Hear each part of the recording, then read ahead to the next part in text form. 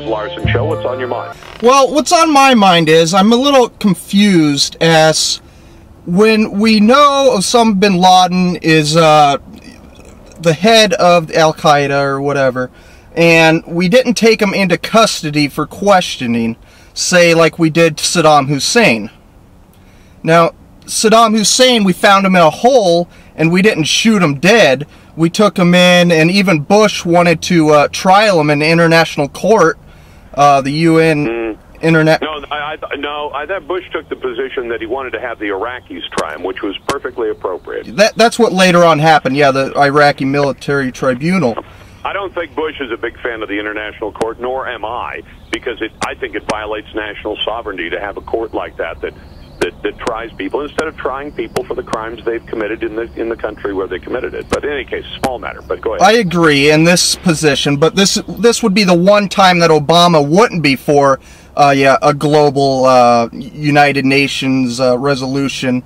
And I just see that, you know, the man who is had all these couriers coming in and out of his premise there, why would we not question him? Why would we not use advanced interrogation techniques on him, figure out what he knows? I'm completely with you. I completely agree with you. We should have used that, and I said that the last couple of days, that I wish we'd squeezed him for information, even if it was only for 72 hours, and then dumped him in the ocean. There you go. But Don Rumsfeld, the former defense sec, says that we wouldn't have broken him anyway, but I have a feeling, you know, there are people who view Bin Laden as having been this guy who lived in the mountains. He was a tough guy. He could fire an AK-47 for the camera and all that. I don't know. This guy grew up rich. He might have been that tough. He might not have been that tough. I think we could have broken him. Let's go to Charlottesville, Virginia, listening on WCHV, the big 107.5. Hey, Chris, welcome to the program. Hey there, guys. Aaron Baker. Just closing out this video here. I called into Lars Larson Show. Good guy out of the Pacific Northwest here, does a good talk show. Anyhow, my main point trying to get across is you don't kill the guy that has all the information. You don't kill the guy who has a code, who is able to disarm the bomb or knows where the bombs are. You don't kill that guy. That is a stupid thing to do. And I think a guy called in later on that show trying to imply that I thought that he should have been brought back to the United States and trialed. No, not whatsoever. And if it was under the UN International Court, it would have been under the UN International Court, not under the United States jurisdiction. So, another possibility would have been a military tribunal within Pakistan because it was on their soil.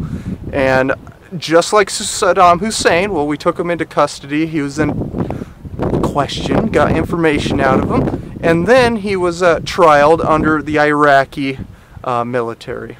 And obviously, justice was served. He was killed. But we got information out of him. And you know what? Is there no conspiracies whatsoever in the killing and capturing of Saddam Hussein? Now, is there? Because it was done correctly. Now, Obama's little rampage here is just the most idiotic thing I've ever heard of here. I mean, it's just stupid to keep listening to this. You know, first off, I keep hearing on the left saying this thing was flawless. It was just impeccable. You know, then I hear there was a helicopter crash. A helicopter crash? You know what? People get hurt in a helicopter crash. Even if a man broke his finger, that's an injury. Someone breaks their trigger finger, that's a huge injury. So no one walks away from a helicopter crash unhurt. That's just, you know, if anyone's believing this crap, I'm sorry, man. And going on, they say they did get information because there was hard drives.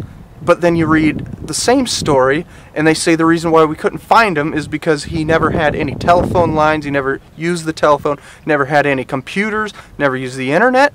Yet then, another same thing, they're saying we got information because of his computers.